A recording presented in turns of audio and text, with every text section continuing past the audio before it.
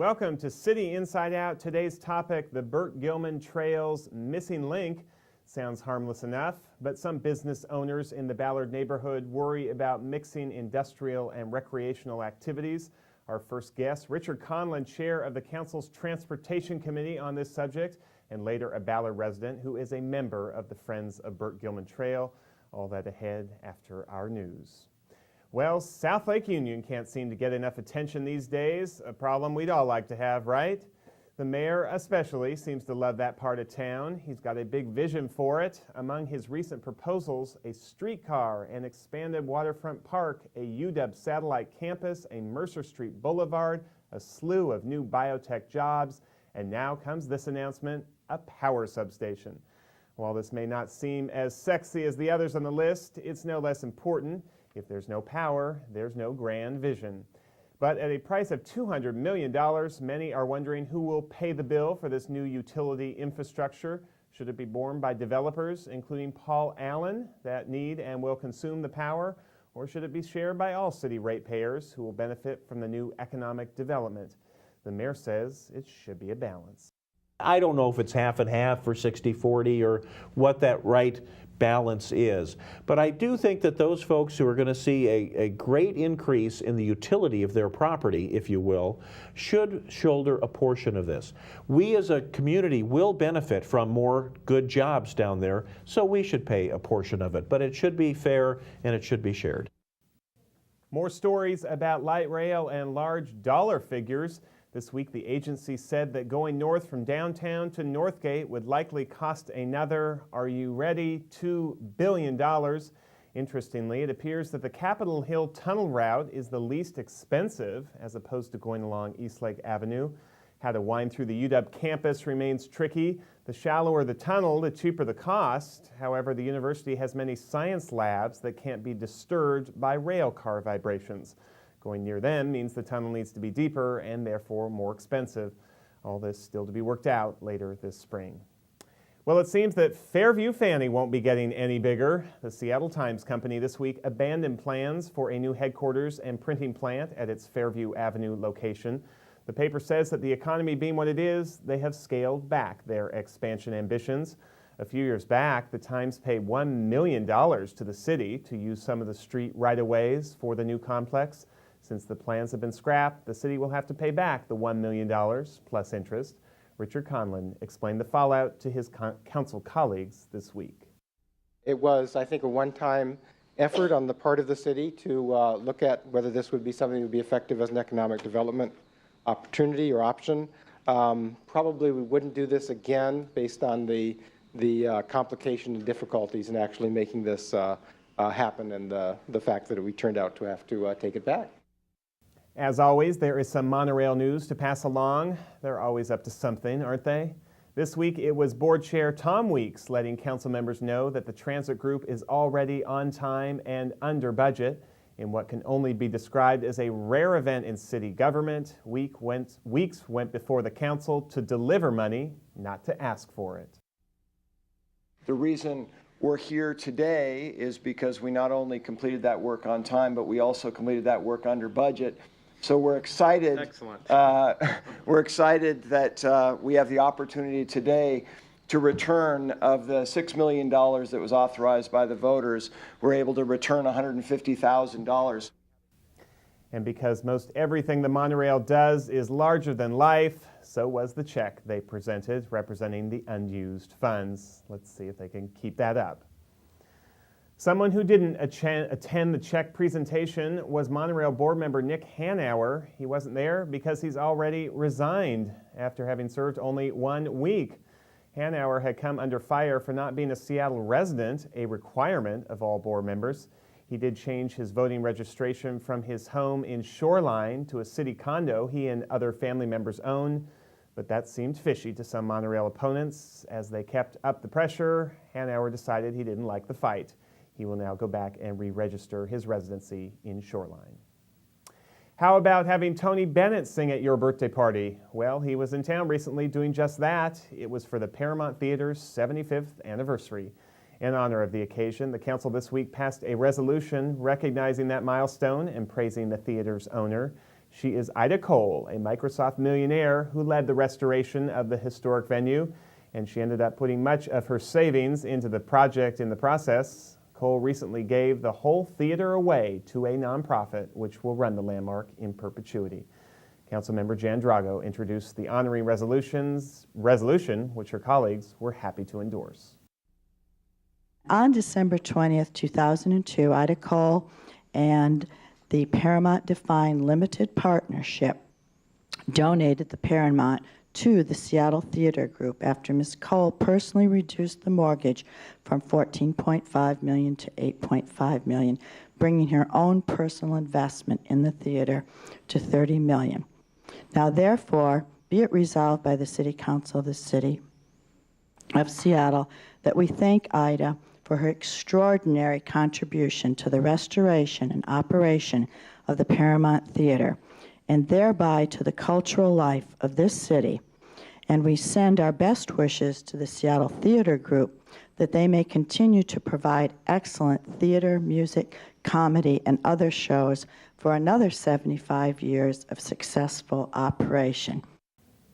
And now for our regular neighborhood roundup, where we survey the city to find some interesting tidbits to pass along. First up, West Seattle High School. The Indian mascot there is indeed a thing of the past. A King County court this week upheld the school district's decision to retire the Indian symbol. It was something that Native American students had found offensive. The school's Alumni Association had sued to have it reinstated. And now the 4th Avenue in downtown Seattle, where tonight the traditional green stripe gets painted down the middle of the street to mark the route of tomorrow's St. Patrick's Day parade. And finally, another celebration to relay, this one in Pioneer Square, but we're not talking about Mardi Gras. No, on Thursday, the Union Gospel Mission held a group birthday party for nearly 300 homeless men and women. Not all of them were born on that day. Rather, it was an attempt to offer recognition and cheer to people whose birthdays are often forgotten. Among the goodies, birthday cards from the students of Einstein Middle School. Union Gospel hopes to make the large birthday an annual event. And speaking of events, here is our City Inside Out calendar for the upcoming weeks. There will be a public hearing about the extension of the Burt Gilman Trail through Ballard. People are encouraged to come testify on Monday the 24th. Next up, a meeting about freight mobility, not the sexiest of topics, but important nonetheless. Council members Pagler and Drago will chair a forum on this issue on Wednesday the 26th. Some parks meetings to announce. Carkeek Park Advisory Council meets on Monday the 24th. Second, there's a public meeting to discuss redevelopment plans at Albert Davis Park up in Lake City on Tuesday the 25th.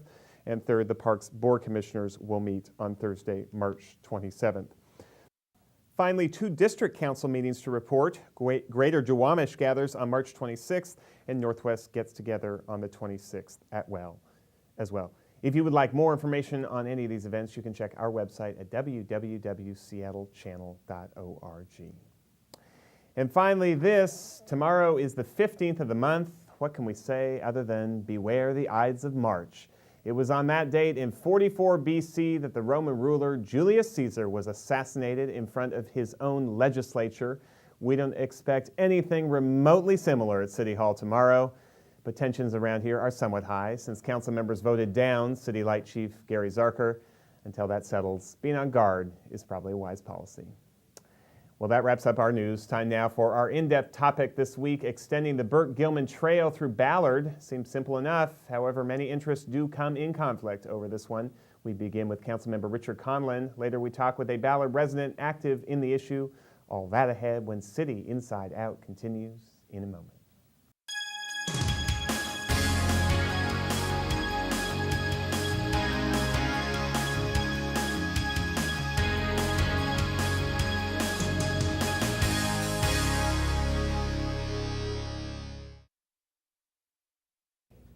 We now welcome Councilmember Richard Conlon. He is the chair of the Transportation Committee, which is overseeing the Burt Gilman extension. The mayor proposed a solution to this quote-unquote missing link up in Ballard between roughly the Ballard Bridge and the locks, a mile and a half up there. Long time in coming, at least some kind of plan. It's been up in the air for a while. Are you in favor roughly of his solution? I think it's probably pretty much the right solution at this point in time. We're going to look at whether there are some things that might be tweaked a little bit in it, but I think he's definitely moving in the right direction. We have a map of it that shows kind of where it goes along Shulshul Avenue, although it kind of bypasses Shulshul in a couple spots to really take care of some businesses who have some concerns down there. Do you see, there it is right up there, a little bit hard to read, but it roughly goes along Shulshul, Right. Except for a couple little jogs. Businesses say that a trail along there is incompatible with industrial uses, that you're just asking for accidents, you're asking for injuries. Are those two activities compatible? Well, I think they can be compatible with the right kind of design. And I think the sort of bottom line to recognize is that at this point in much of this area, bicyclists are going on Shulshul anyway. And by putting a trail there, you're actually going to make it safer. And my guess is you'll be able to reduce some of the conflicts with industry. Are bicycles doing that illegally? It's not illegal. It's a city right-of-way. They're riding on the street, which is exactly what you're supposed to do when there's not a trail. So your point is, you might as well. I mean, it's a mile and a half between part of the Burt Gilman on that side and part of the Burt Gilman on that side. And this for you is the logical connector along Shulshul. I mean, it travels along the water through Fremont and it goes up in the locks and travels along the water there. I mean, why does it have to travel along the water during that Ballard industrial area? It does not have to travel in that path. What we have here, though, is a publicly owned right-of-way, which is relatively flat and level. And bicyclists are probably going to go for the flat and level space if they have a choice between flat and level and not flat, not level. So it's the place where bicycles are probably going to go anyway, and it is publicly owned right-of-way. So it's the appropriate place to put a bicycle trail. What do you mean by publicly owned right-of-way? The public owns it. The city owns it. But the city owns streets all over Ballard. I mean, That's is there correct. something different about Shulshul Avenue? Do you have more public right-of-way along there? We do. It's actually a fairly wide right-of-way because of the railroad right-of-way that the city now has possession of. And that railroad right-of-way, we now have granted a franchise to the Ballard Terminal Railroad for part of that right-of-way that's currently being looked at for the trail. But the right-of-way is still wide enough to actually include both the railroad and the bicycle path. Then why, if that seems like you got the right-of-way and that seems like the natural route, if you just sort of, eyeball it from the sky, why then do these two jogs? I mean, the mayor has a couple jogs in here. Is it literally just to kind of take care of business owners who are upset? It is. There are two areas or two owners there that have businesses that have heavy truck traffic. And there are real potential conflicts between the driveways where the trucks would be coming out and the bicyclists going across. So the two jogs the mayor has proposed are designed to take care of those driveways and prevent that truck-bicycle intersection when trucks are actually coming out onto the street. Do you favor that? I think it's probably a necessary interim step, particularly the one at the northern end where the Ballard Oil Company is.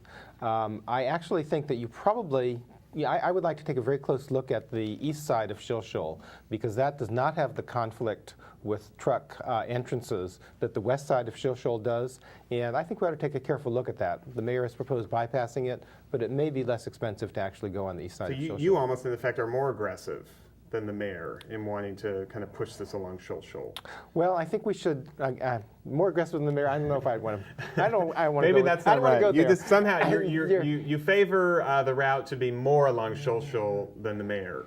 I think we should take a look at it. I'm not sure that I would necessarily favor that, but I'm willing to look at it. Businesses say this will increase their insurance rates, because a lot of these truck crossings are their crossings, and they're going to be bicyclists, pedestrians, inline skaters, all the rest. You're asking for accidents, they say, you're going to insure them out of business. I don't think that we have any evidence that that's the case, particularly when you bypass those main truck entrances onto the Shulshul.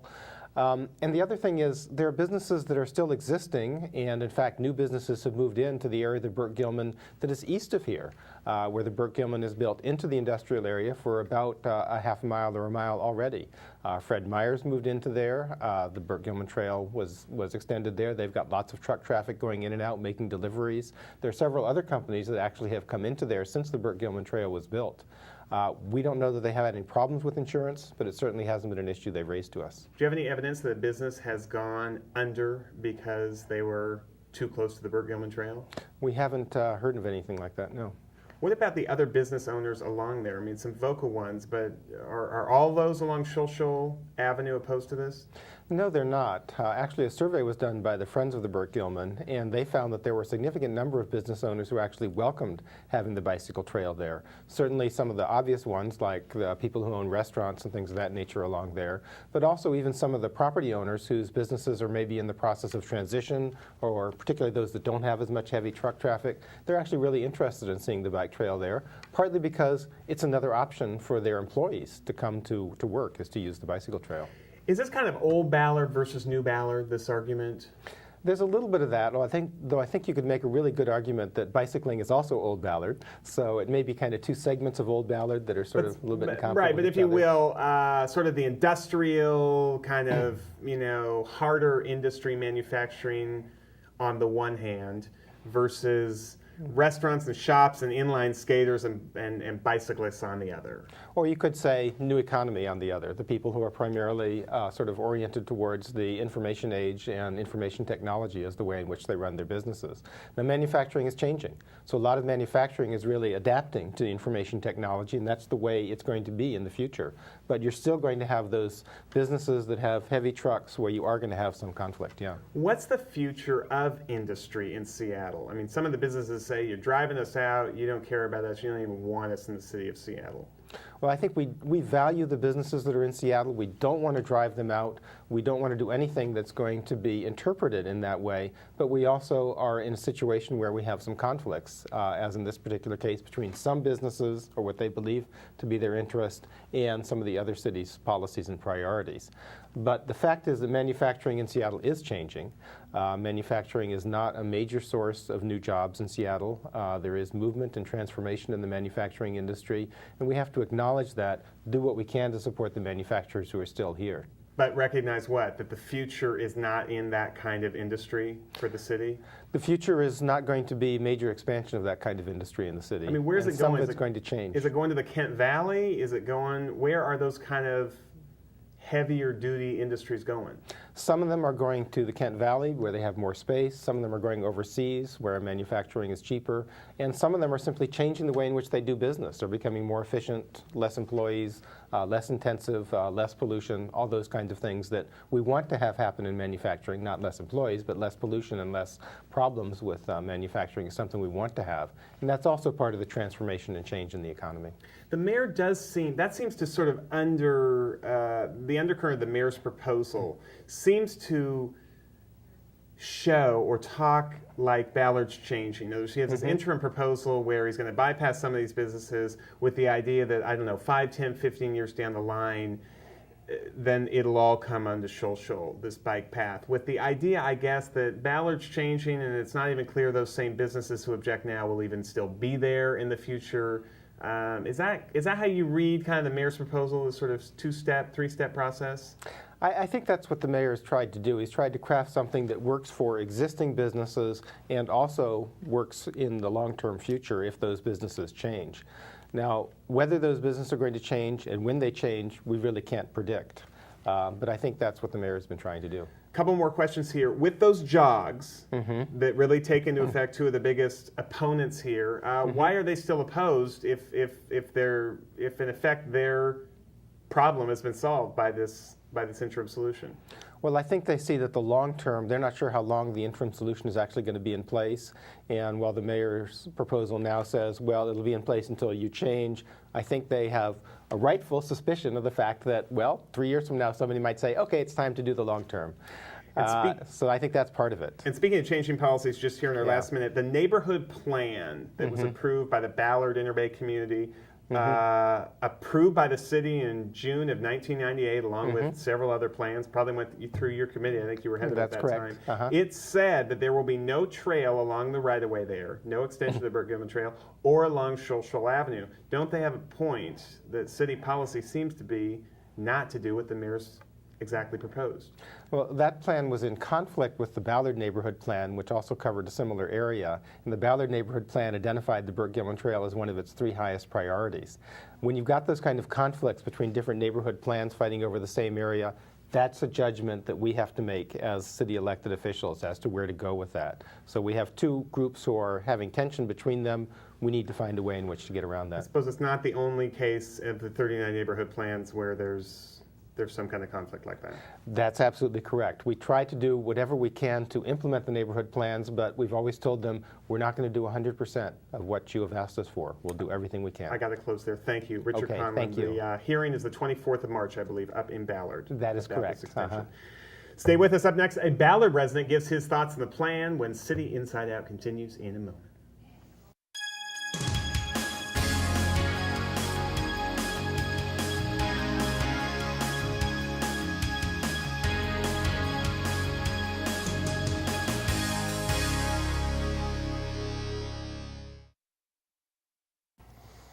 We now welcome Jim Jensen. He lives and works in Ballard and is a member of the Friends of the Burke-Gilman Trail. Welcome to the program. Thank you very much. I should say that we tried very hard to get a member of the business community in Ballard, one of the businesses that opposes this alternative. None of them would come on. Apparently they have a PR strategy to not do interviews. So they're exercising their First Amendment right. They're allowed to do that. And you're exercising your First Amendment right by being here and granting an interview about Well, it. thank you very much for having me. My pleasure. Let me ask you the claim they make, and I'll do it for them, not as well as they would if they were here, but I'll make the claim. Industrial and recreational uses don't mix, they say, because it's a recipe for injury.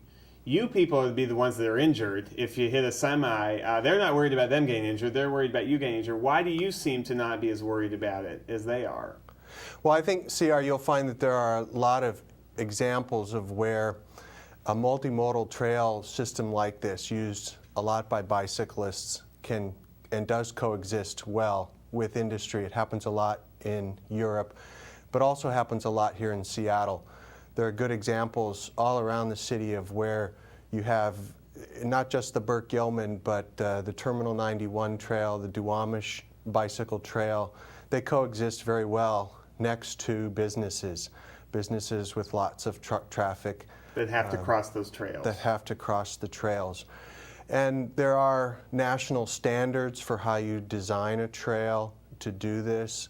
There are just common sense ways of marking the trail, delineating where crossings occur, so that people, both the truck drivers and the users of the trail, can feel comfortable and know where each other's at and use the system safely. And we should say it's not just that they're looking out for your welfare, although they are, but primarily they're worried about their own insurance costs, which is what I hear. I mean, in an unsafe scenario, an insurer is going to come in and say, hey, it's going to cost you a lot more each year for your insurance because now there's a bike route. What do you know about that, and what do you say to them? Well, I would acknowledge that there's a lot of fear among businesses out there. I've spent the last year on behalf of the Friends of the Burke-Gilman Trail meeting with businesses in that Ballard corridor, what's known as the Ballard Interbay Manufacturing Industrial Corridor Center, BINMIC. I've been meeting with businesses all through that area in Ballard, and there are businesses who support this development.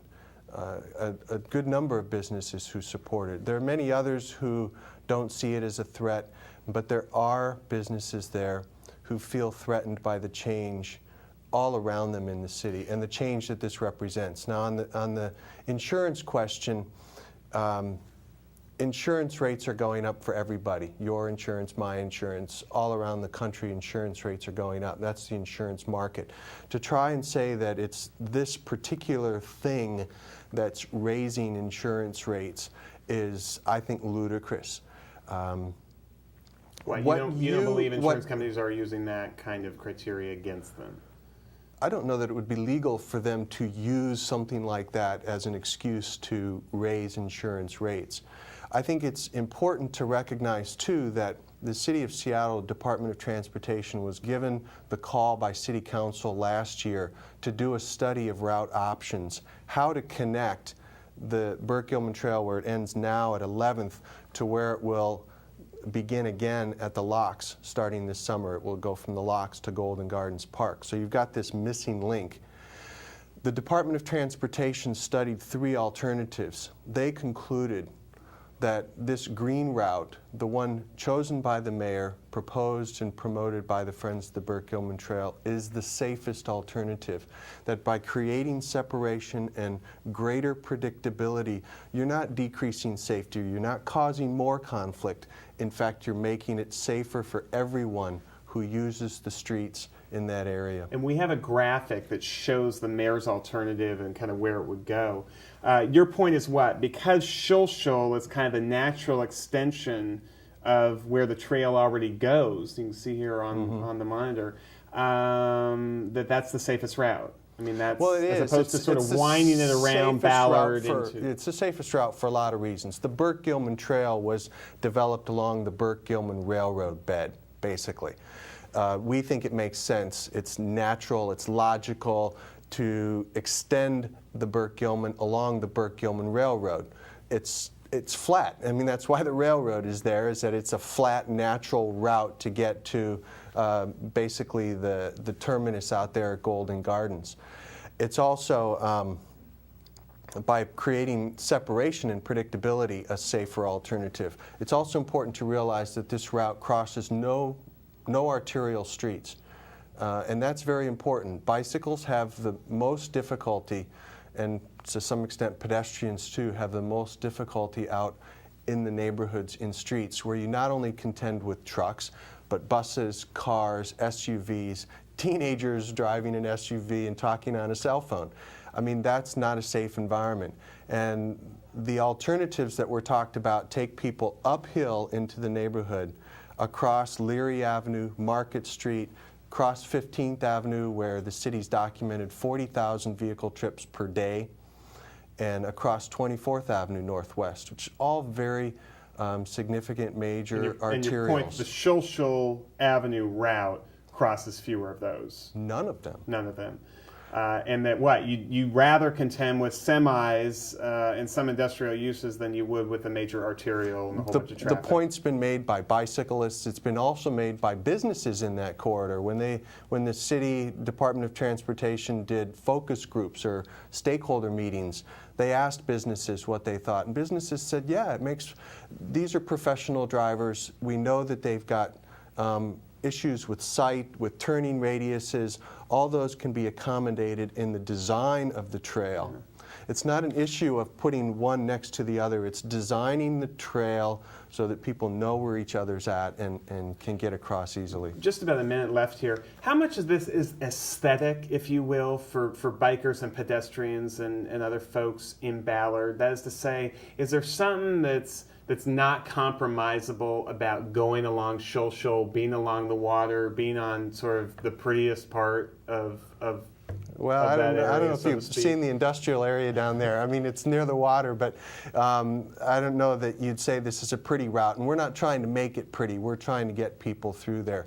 I'd just like to summarize that I think this is really good public policy. And I want to thank Mayor Nichols for having the courage and the leadership to find a solution, a complete solution to the Burke-Gilman Trail. This is good public policy because people in Ballard have wanted this for a long time. 10 seconds. It's the second highest priority in the neighborhood plan. People all around the city want this. Hundreds of people have shown up at public hearings to support this. I got to close there. Thanks, Okay. though. Jim Jensen is a member of the Friends of the Burke-Gilman Trail. Appreciate your coming in. And we thank you all for watching. Join us next week for another edition of City Inside Out. Until then, on behalf of our talented studio crew here, I'm C.R. Douglas. Thanks for joining us. We'll see you next time.